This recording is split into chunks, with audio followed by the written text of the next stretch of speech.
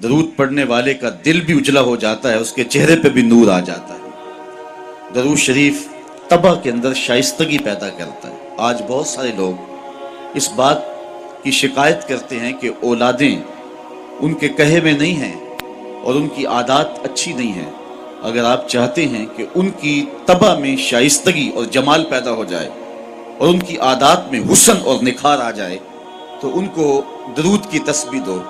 نتیجہ کیا ہوگا کہ ان کی عادتیں خود بخود سنورنا شروع ہو جائیں گی اور آپ چند دنوں کے اندر دیکھیں گے اور ایک اچھے اور پاکیزہ انسان کی صورت میں نشو و نما پا رہے ہیں۔ درود شریف انسان کی صلاحیتوں کو جلا بخشتا ہے، انسان کو ذکاوت، ذہانت اور اس کو فہم و ادراک کی دولتوں سے مالا مال کرتا ہے۔ درود شریف کی یہ تاثیر بھی ہے کہ اس سے زبان میں اثر اور رس آ جاتا ہے۔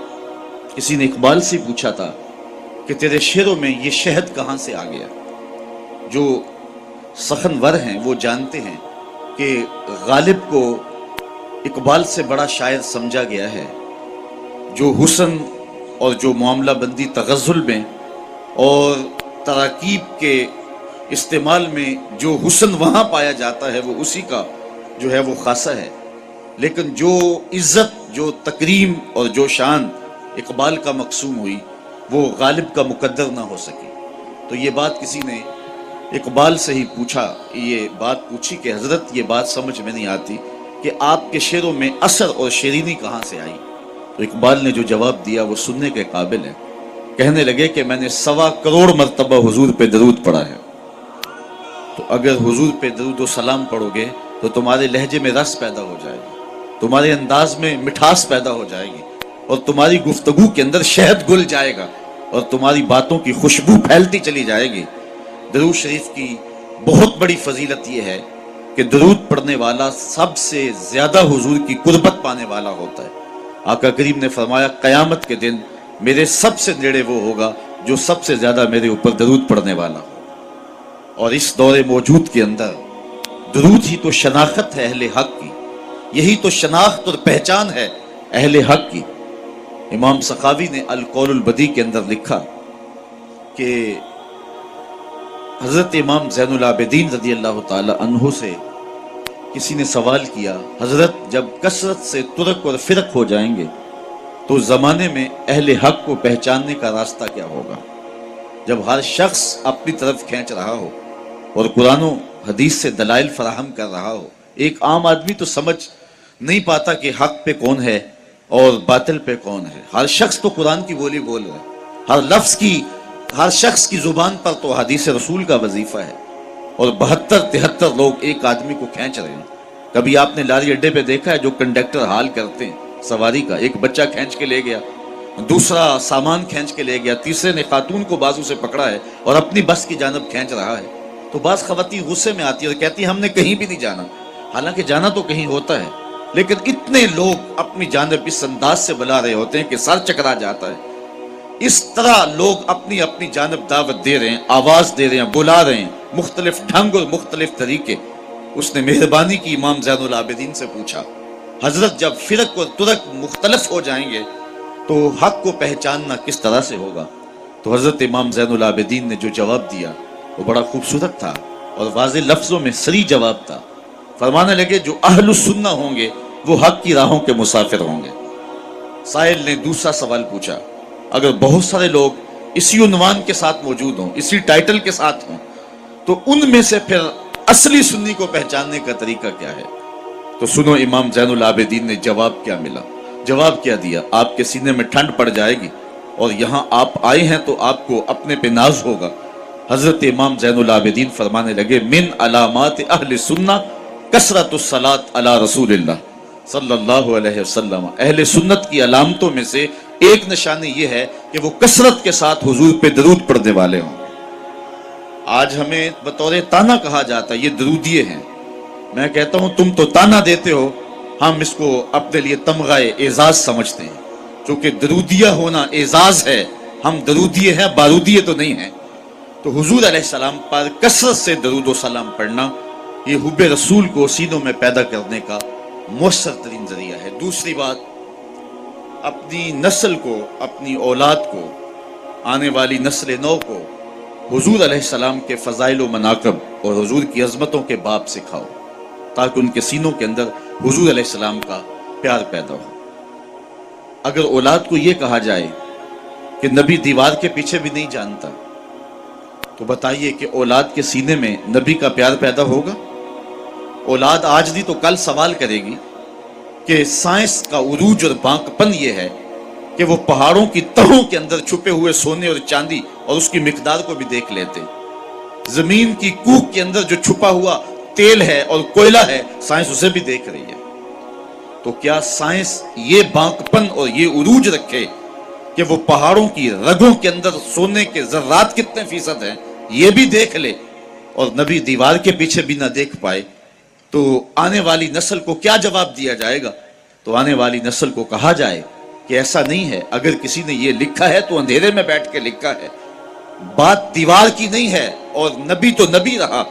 نبی کے غلام حضرت عمر مسجد نبوی کے ممبر پہ بیٹھے ہیں، نہامد میں جنگ ہو رہی ہے، 1 مہینے کی مسافت ہے، دیوار کیا، راستے میں کئی پہاڑ کھڑے ہیں، اور حضرت ساریہ امیر لشکر پہاڑ کو چھوڑنے لگے۔ حضرت عمر یہاں سے پکارتے ہیں، یا ساریہ الجبل، اے ساریہ پہاڑ کو نہیں چھوڑنا، یہ شان ہے خدمت گاروں کی، سرکار کا عالم کیا ہوگا۔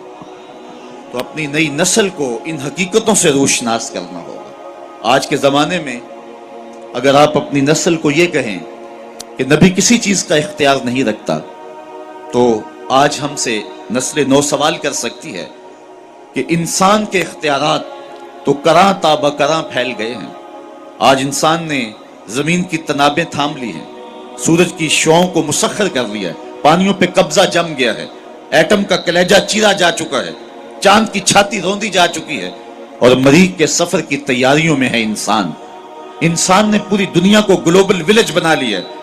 آج انسان کا بانکپن، اس کے تصرفات اور اس کی پہنچ دیکھنے والی ہے۔ یہ فراٹے بھرتی گاڑیاں اور یہ ہواؤں کے سینے کو چیرتے ہوئے طیارے، یہ انسان کے تصرف کی کہانی نہیں کہہ رہے؟ جب انسان کے اختیارات کی کہانی اس قدر پھیلتی چلی جا رہی ہے، تو کیا نبی اختیار ہی نہیں رکھتا ہے؟ تو نئی نسل کو بتانا پڑے گا کہ نہیں، اگر یہ کسی نے کہا تو یہ اہل اسلام کا عقیدہ نہیں ہے۔ نبی کے اختیار کی کہانی تو یہ ہے کہ نبی انگلی اٹھائے چاند کے ٹکڑے ہو جائیں، سورج پلٹ کے اثر کے وقت پہ آ جائے، وہ سڑیاں کھجوراں اگا جان دائے، وہ پتھراں نو کلمے پڑھا جان دائے، قطرے کو سمندر ذرے کو ستارہ کرتے ہیں، کونین کو خم آ جاتا ہے جب زلف سوارا کرتے۔ اپنی نسل نو کو بتانا پڑے گا کہ حضور کو جو اللہ نے اختیارات دیے ہیں، اور جو مناقب اور جو فضائل اور جو رفعتیں حضور کو نصیب ہوئی ہیں، وہ کسی اور کا مقسوم کبھی نہیں رہا، اور نہ کسی اور کو وہ مقام نصیب ہو سکتا ہے جو مصطفیٰ جان رحمت کو عطا فرما دیا گیا۔ آج جدید ٹیکنالوجی جو آپ کے کوبرا ہیلی کاپٹر کو بھی دستیاب ہے کہ آپ فائر داغ چکے ہیں، آپ میزائل داغ چکے ہیں، پھر آپ کا پروگرام بدل گیا تو آپ بٹن دباتے ہیں تو اس کا ہدف تبدیل کر سکتے ہیں، اس کا رخ موڑ سکتے ہیں، اس کو راستے میں توڑنا چاہے تو توڑ سکتے ہیں۔ کسی زمانے میں سنتے تھے کہ کمان سے نکلا ہوا تیر واپس نہیں آتا، آج نکلے ہوئے میزائل اور نکلی ہوئی گولیوں کے رخ موڑے جا رہے ہیں۔ آقا کریم علیہ الصلوۃ والسلام حضرت انسان کے اس اختیار کو جانتے تھے۔ حضرت عبداللہ ابن عباس سے روایت مروی ہے کہ ایک اعرابی کو دعوت اسلام پیش کی، اس نے کہا میں تو تب مانوں گا یہ کھجور کا لٹکتا ہوا خوشہ اگر آپ کی رسالت کی گواہی دے۔ تو حضور نے فرمایا کہ اگر یہ گواہی دے تو تم مان جاؤ گے؟ اس نے کہا انکار کی گنجائش نہیں رہے گی۔ تو آقا کریم علیہ السلام نے اشارہ کیا، وہ گچھا ٹوٹ کے حضور کے قدموں میں آ گیا، رسالت مصطفیٰ کی گواہی دی، اب انکار کی کوئی گنجائش نہیں تھی، اس کے لبوں پہ کلمہ جاری ہو گیا۔ اب وہ ٹوٹی ہوئی کھجوریں جو معجزے سے حضور نے جدا کی تھی، ان کو بانٹا بھی جا سکتا تھا۔ صحابہ ساری زندگی فخر کرتے کہ ہم نے معجزے سے توڑی ہوئی کھجوریں کھائی ہیں، اس صحابی کو مرحمت کر دی جاتی، ایمان کی خوشی میں بانٹ سکتے ہو۔ لیکن آقا جانتے تھے قرب قیامت میں میزائلوں کے رخ بدلے جائیں گے، کمانوں سے نکلے ہوئے تیر جو ہیں وہ واپس کیے جائیں گے، آقا کریم اس گچھے سے مخاطب ہو کے فرمانے لگے تجھے جس کام کے لیے بلایا وہ کام ہو گیا، اب واپس جا کے شاخ سے جڑ بھی جا۔ صرف توڑنا نہیں جانتے، جوڑنا بھی جانتے ہیں۔ تو یہ نبی علیہ السلام کے اختیارات کی کہانی ہے، اور مصطفیٰ کی عظمتوں کو اپنی نئی نسل کے سامنے رکھنا پڑے گا، حضور کے فضائل ان کے سامنے رکھنے پڑیں گے، حضور کے مراتب ان کو بیان کرنے پڑیں گے، تاکہ ان کے سینے کے اندر حضور علیہ السلام کا پیار اور حضور علیہ السلام کا احترام پیدا ہو۔ نسل نو کو حضور کی دہلیز پہ لانا ہوگا، اور انہیں آقا کریم علیہ السلام کے قصیدے سنانے پڑیں گے، حضور علیہ السلام پہ درود کی ترغیب دیں گے، ساتھ حضور کے کمالات کا بھی ذکر کریں گے کہ بیٹے حضور پہ درود پڑھ رہے ہو تو مت سمجھو کہ حضور سن نہیں رہے، تیرے درود کو مصطفیٰ جان رحمت مدینے میں بیٹھ کے سن رہے ہیں، وہ تو درختوں کی بولیاں سنتے ہیں۔